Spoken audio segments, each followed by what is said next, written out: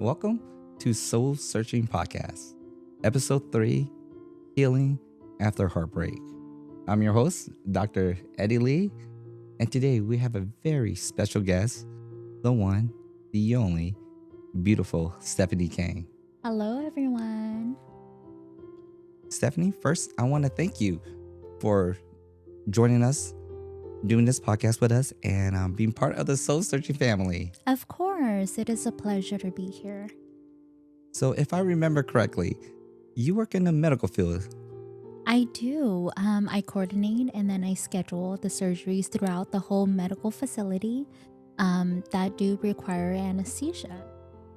I just finished my medical billing and coding schooling. And so in 2026, I will be pursuing my nursing. So I am really excited about that. I want to congratulate you on that. Thank you. I'm so proud of you. I know as a single mother, working full time and going to school full time is not easy. It's really hard, but what can I do? I do everything for my kids. So That's awesome. And, Stephanie, and the crazy thing is, do you know it's been 7 months now since we met? I know it's been crazy. It's been great. So for those who doesn't know, Steph and I, we actually met at a pool party / music video. Shout out to you, Alo. And the crazy part is that throughout the weeks, our friendship just developed and got stronger and stronger. Because we both had these deep conversations with each other. Yes, our friendship definitely developed over time because of our similar relationship traumas, our issues throughout life. And so, Right. And, during our conversations throughout the weeks, I started to really admire you. You were so strong, you were so vulnerable, and you had this drive that not much people have. Like I mentioned earlier, as a single mother working full time and going to school full time, I always recognized that all you want to do was make not just your kids proud, but everyone around you proud. And that's something I'm just gonna, that's what separated you from everybody else. thank you. I definitely admire you as well. You are so smart and one of the wisest person that I ever met in my life. So, I'm grateful to have you a part of my life. Definitely, it goes both ways. I'm definitely so glad to have you in my life. And the crazy part was during those times that we were developing our friendship, I did realize that you were going through a tough time. There was a lot of internal battles that you were having within yourself. I was battling whether or not if I should stay or not. I know a lot of us, we are going through similar situations that where we battle amongst our heads. Yeah, it was a tough time. I remember just speaking with you. You had your good days, and then you had your bad days. And when you call and you confide in me, and it came to a point where you did make a decision. I did. Even throughout everything, I've decided to go back to my ex-boyfriend, which it was a really hard decision, just hoping and praying that maybe everything it would be different this time. Right. I remember when you informed me of that decision. You told me, Eddie, I'm considering giving us another chance. And from my standpoint, I understood. I know you had to do that for yourself. And there were certain people you had to cut off in your life because you're just like me. We go all in. We wear our heart on our sleeve, and anything we do, we go full out.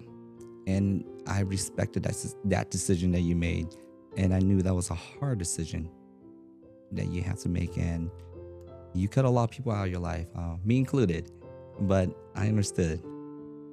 Definitely. I cut you. I had to cut off some family It's not because of like anything. It's more so because I wanted to concentrate solely onto that relationship. I wanted to make it work. I wanted to build a life. Right. And, and that's, again, that's something I really, really admire you about. We have one life to live. People could tell you, you should do this, you should do that. But you had to figure out on your own. And that's one thing I always loved about you. When you decided you were going to make that decision, you went all in. There was nothing that was going to hold you back. And I was like, I'm looking, and I just remember thinking, I was like, I'm so proud of you, Stephanie, that you made this decision for yourself. You got to see it through. And with it working out, with it not working out, you got to figure that out on your own. Absolutely.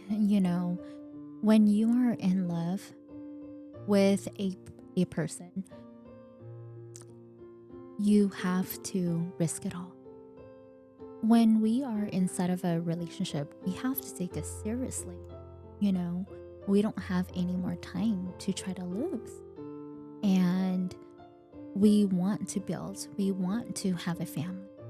And especially with us, well, as a divorced single parent, we take everything seriously. Like we're not 20 and just messing around and fooling around. That we have all the time in the world. Of we course, don't. exactly. And so, we just want to try to build and try to find somebody to build a future with. No, I agree. With my ex-girlfriend, like there was a lot of people trying to influence me. And don't get me wrong, they had a lot of valid points. They were spot on. But I had to do it still.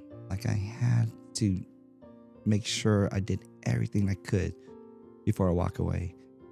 And that's something that was built in me. It's not easy for me to let go. Because there's always that regret.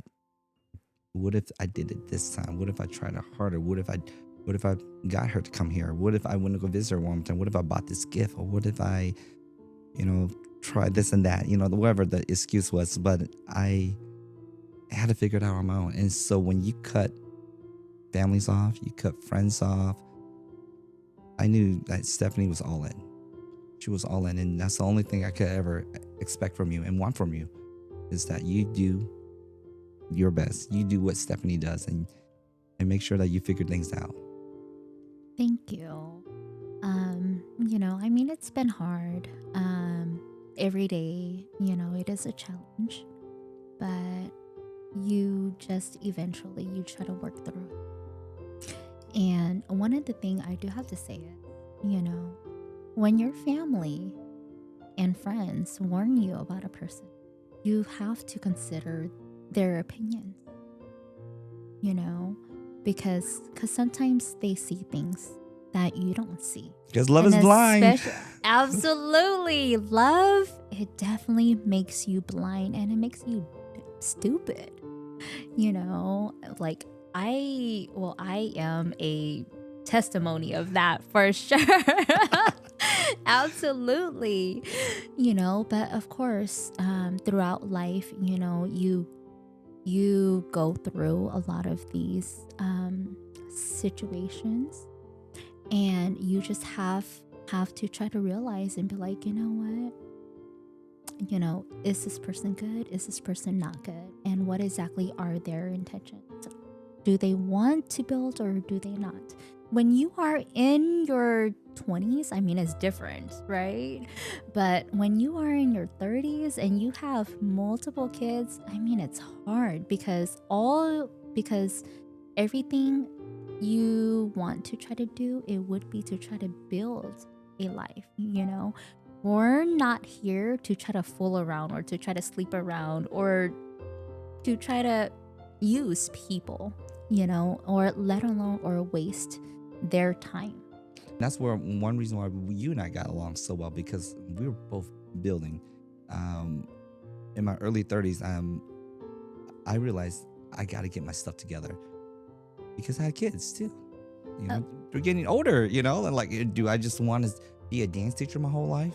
Mm-hmm. making 20, 30 grand a year. Like I knew that wasn't going to be enough. Of course, and being into our 30s where we're not looking to just date. We want to date to try to marry because we don't have any more time to try to wait, you know?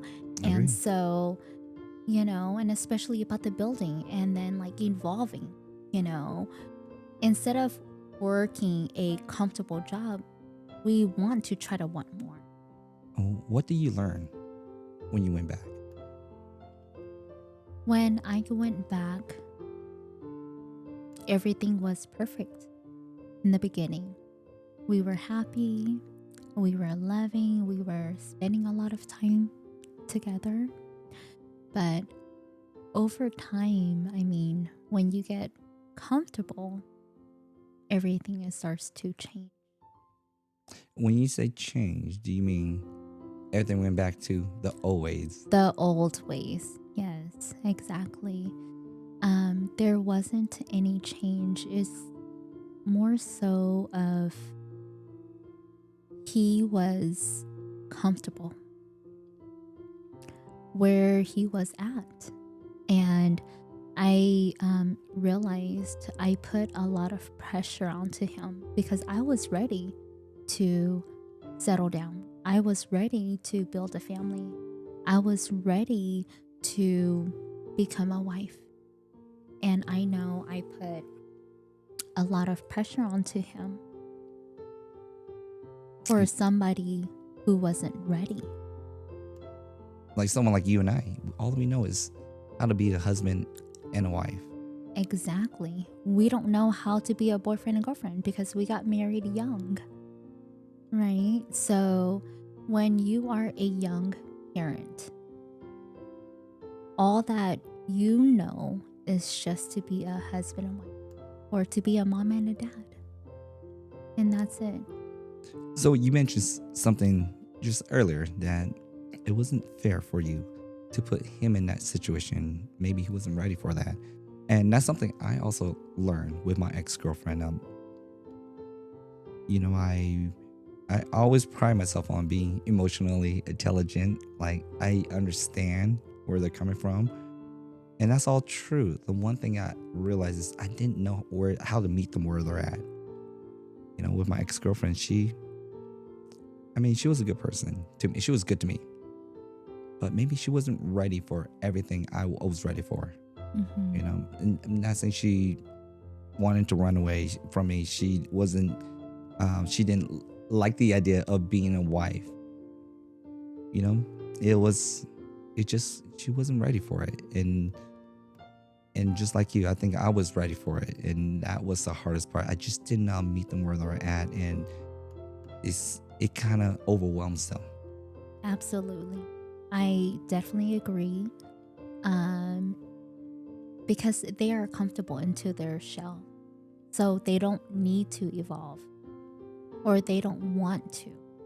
But one of the things that I've realized is if you're not the one that they want, then they will not evolve for you or they will not change who they are for you. I've tried my best. I definitely overplayed my part a lot into this relationship, and the whole world saw.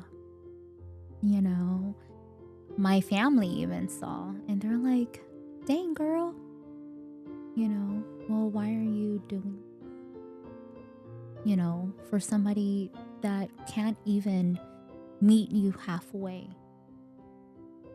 and let alone like my family, what they are very family oriented. So, everything revolves around family. And my family goes, oh yeah, where is he? Where is he?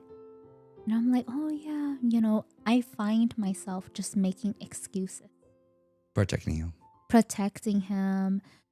just trying to not to make him to look bad. And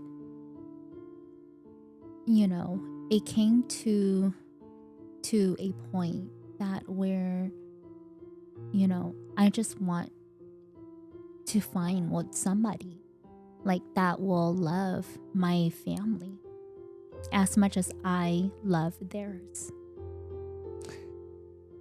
Did it hurt, Stephanie? You went back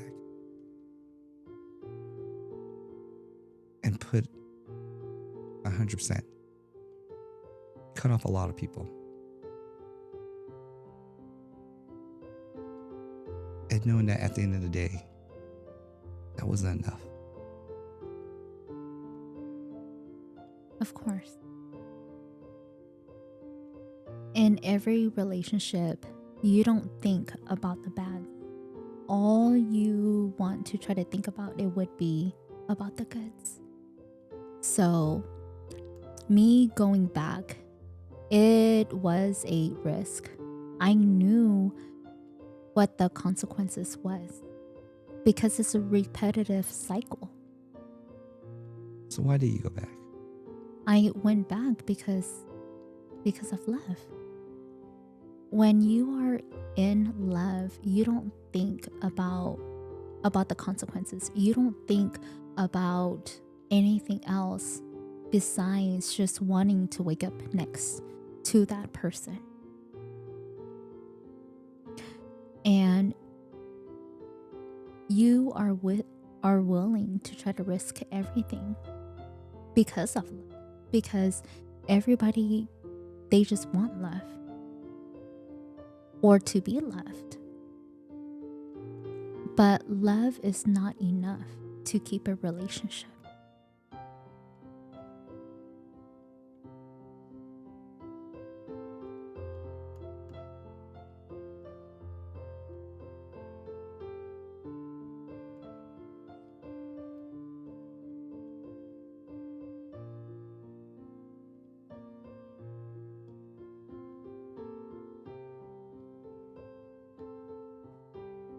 So Stephanie, you mentioned you went back for love. That in the beginning, you two were spending a lot of time with each other.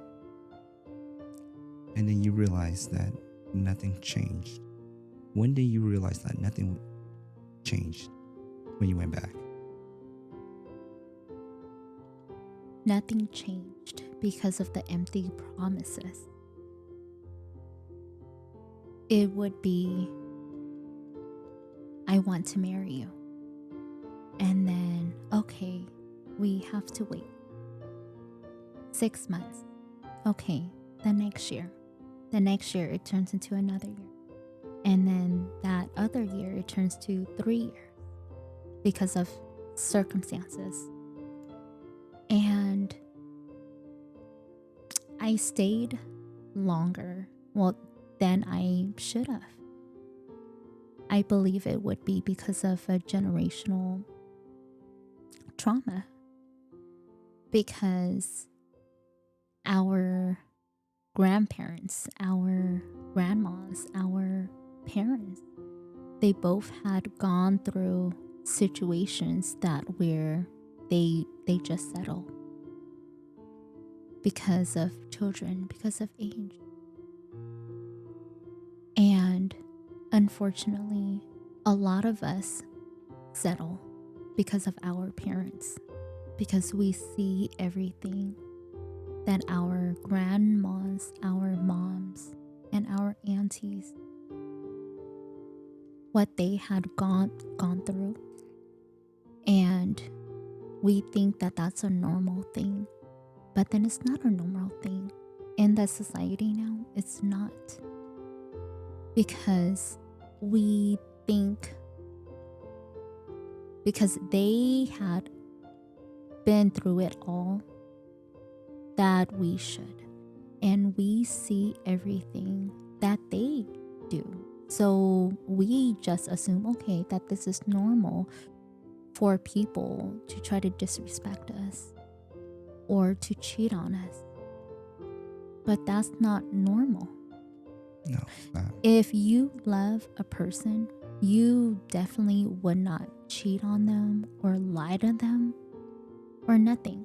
Of course, every single marriage, every single relationship, you do have hardships, you do have disagreements, you do have arguments. I agree. When cheating comes into play inside of a relationship, you lose a part of you because you have a lot of doubt within you.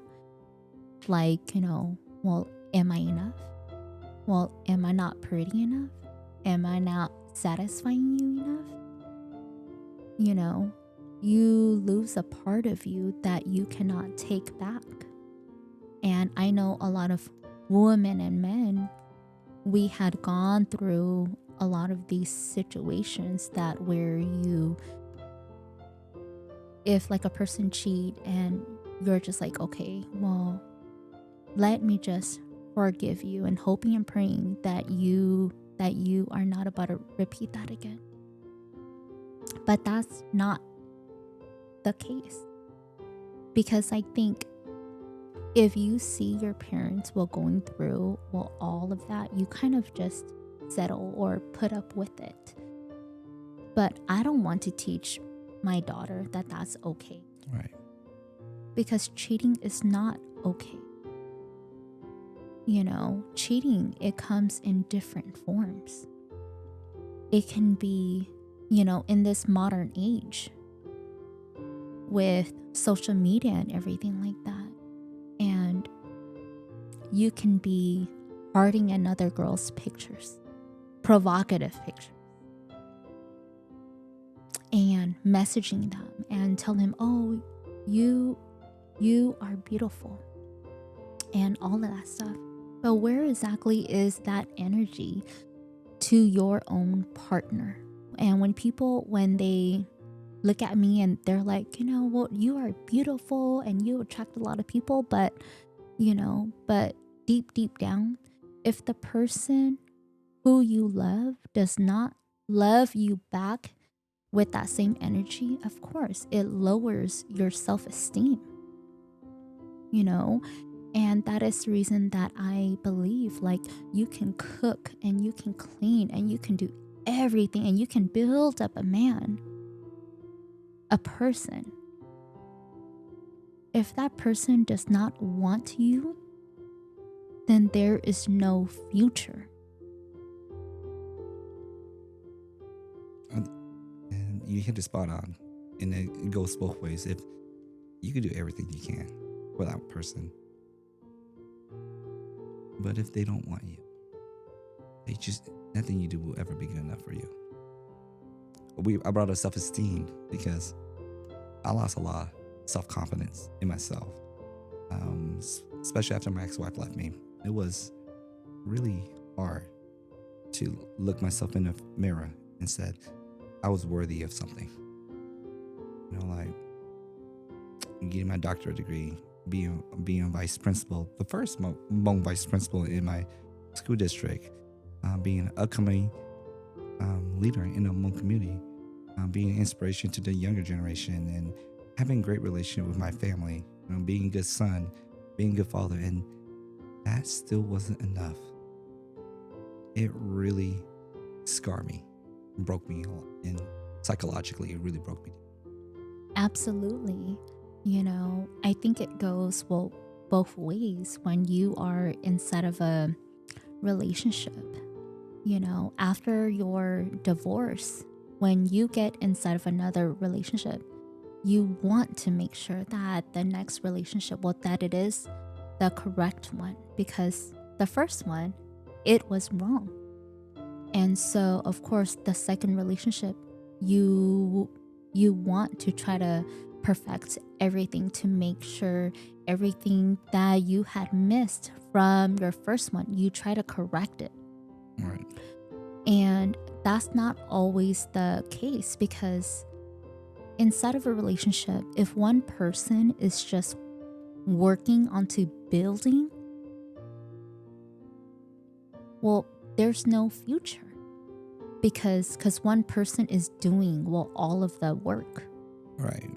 It's like Chris Rock said, being in a relationship is easy. Two people could easily move a couch, but one person could not move it an inch. And I totally agree with you on that. It definitely takes, if you want it to work, it will work. But when you're in a relationship with when the other person isn't putting the same effort, it gets exhausting. It gets tiring. You mentioned that getting into a second relationship, you want to try and correct all the mistakes you made from your first relationship. And sometimes I realize, sometimes I start to think that, like you and I, we kind of we overcorrect. We Mm-hmm. overcorrect ourselves. We take the blame. We're trying to solve all the problems on our own. Maybe it's not them, it's us, which enable their behavior. Absolutely. And then, and then we're the one who ends up hurt, and yet we still blame ourselves at the end of the day. Of course, because of how much we had invested into this person. We pour our heart and then our soul onto this person to try to make it work this time. So Stephanie, you mentioned about generational trauma. In episode 2, James and I, we spoke about how our upbringing, what we carry from our childhood, impacts our ability to love, heal, and let go. Ever since I knew you, you spoke so highly of your mom. How has your mom influenced your ability to love, heal, and let go? My mom, she was the backbone of the family. And she was the strongest person that I ever knew. So everything that she had gone through, I took everything in. And that is the reason I fought so hard for all of my relationships with my ex-husband and with my ex-boyfriend. I try to make everything work. You want to be just like your mom. Of course. Who wouldn't? When they had influenced you to be strong and to be loving and to be kind. You know, if your mom was still here today, right now, she'd be so proud of who you are right now. Because you never turn your back on yourself, and the love that you display every day, even through the dark times, was the same love that your mom displayed every day till the day she passed.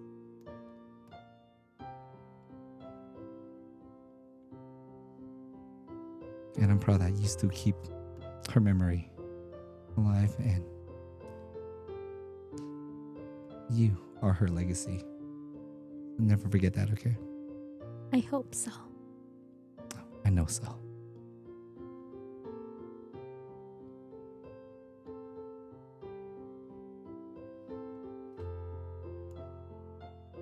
So Stephanie, you and I, we both have like old souls. You know, we both love the old school love.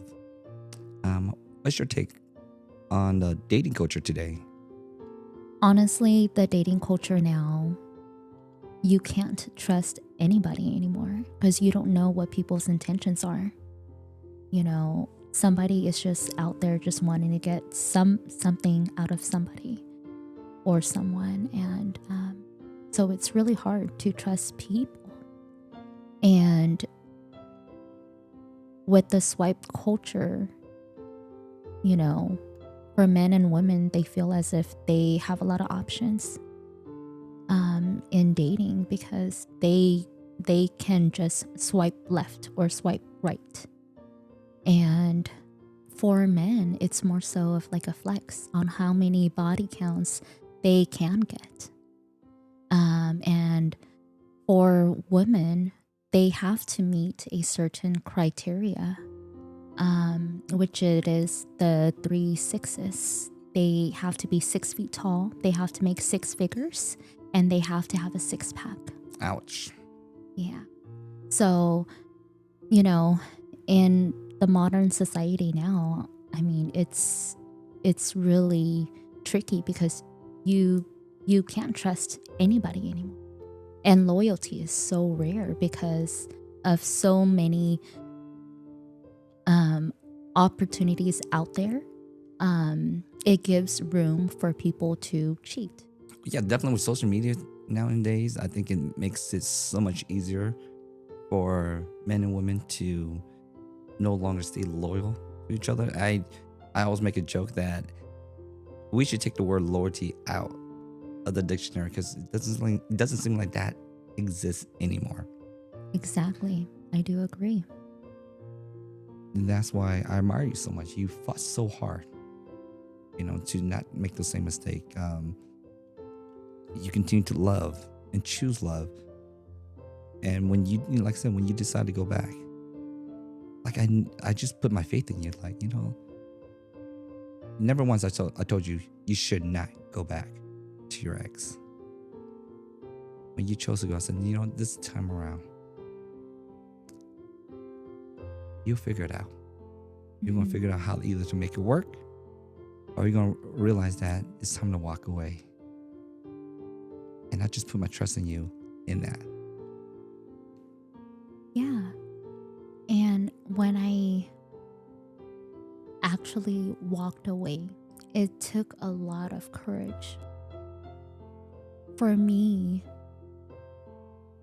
to leave that relationship because I built a really good bond with his family and with his kids.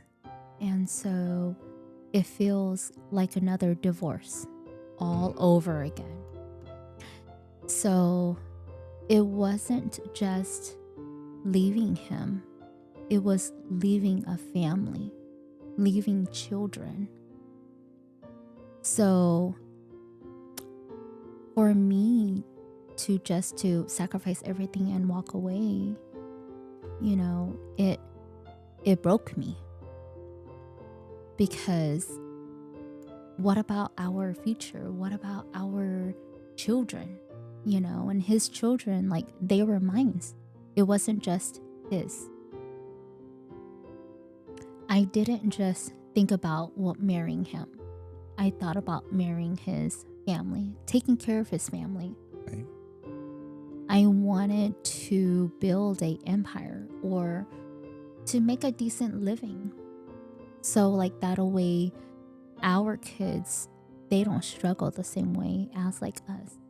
Because we know the struggle of working minimum wage. And this is the reason I try to build myself, to build my future. And this is the reason I decided to go, back to school. I didn't have to, but then I did because I thought about the future. So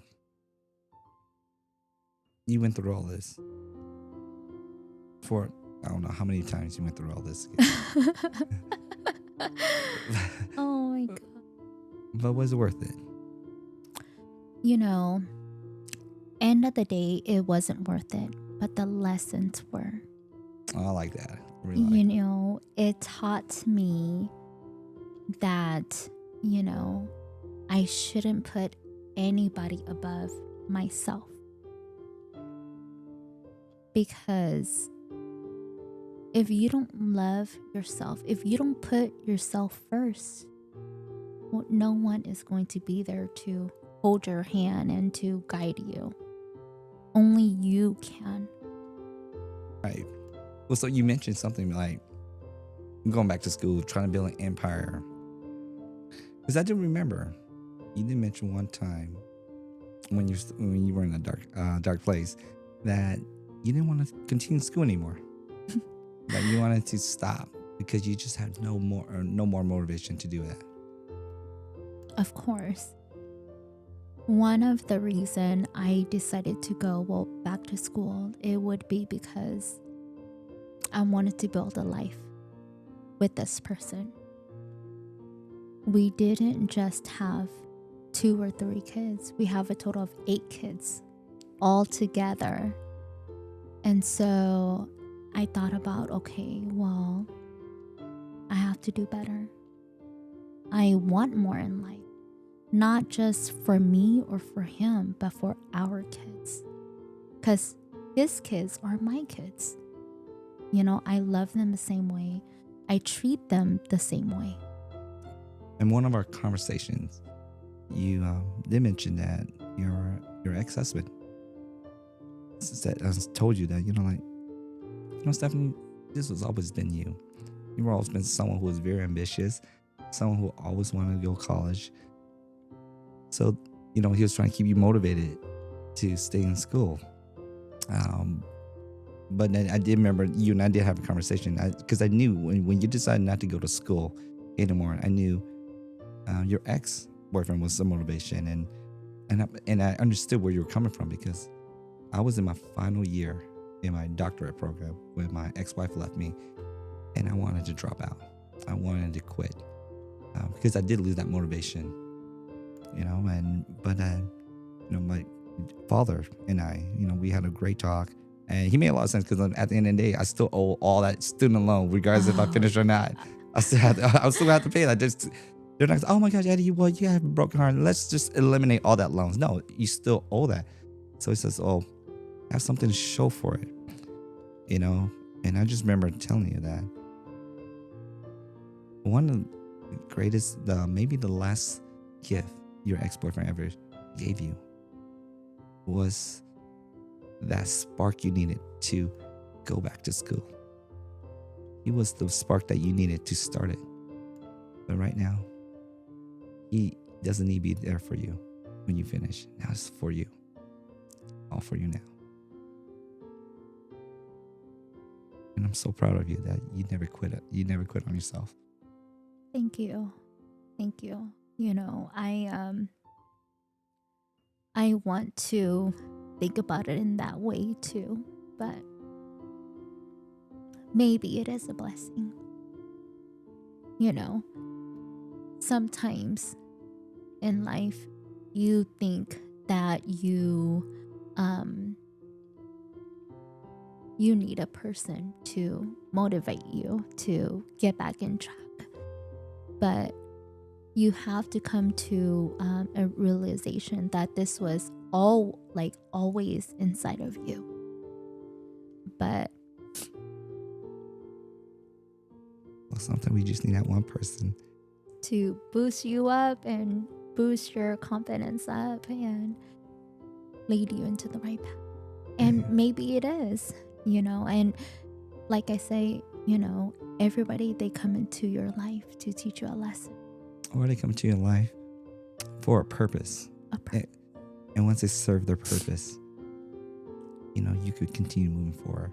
Maybe your ex-boyfriend, his purpose was to help you get over that hump, to get you back to school.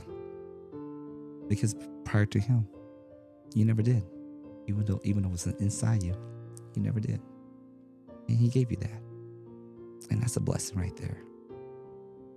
And even though he's not going to be here when you finish, he served his purpose, right? Now it's for you.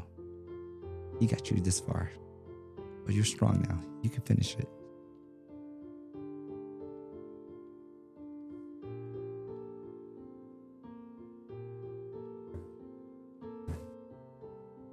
And that's why I never regret anybody who comes into my life. They all serve a purpose. Maybe that's a lesson. Maybe that's a boost you need. Like I told you, when my ex-wife left me, I lost a lot of confidence. When I met my ex-girlfriend, I kid you not, all my confidence came back. I got all my confidence back. I was like, if I'm with her. And I never lost my confidence since then. I always had that confidence. So I'm grateful for my ex-girlfriend. She gave me back something I lost. And I take those lessons. She served her purpose. And now I'll walk away even better. So be grateful for your ex-boyfriend who gave you life. He helped you get to a certain place in your life that you probably would never got without him.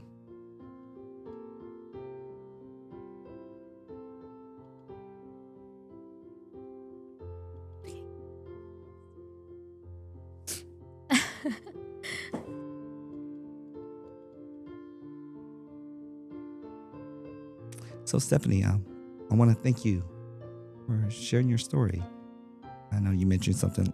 You mentioned that you felt like you went through two divorces. Your first divorce with your ex-husband, who you were married to for over a decade, and also this um, relationship with your ex-boyfriend, which you've been dating for years. It's so easy for people to be bitter and betray themselves. But my question to you is, Stephanie, do you think you could ever love again? I know that I can. And then I will. And I will eventually find it. But right now, I just want to concentrate onto my school, onto my career, onto my children. But I know that when it comes, it will be right this time. And that's beautiful. And I want to let you know, Stephanie, it's okay to be hurt. It's okay to be insecure or even scared of love, because many of us been there, me included. I never think I will ever was able to find love again after when my ex-wife left me. And I want to say this to you. The best version of Stephanie is still inside you. And I can't wait to meet that Stephanie in the future. Thank you.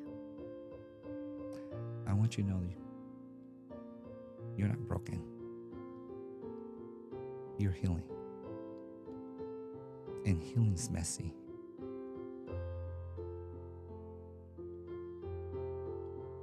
And I appreciate you coming here on our podcast and being an inspiration, not just to your daughter, but to all the women, in the world who's listening to us right now.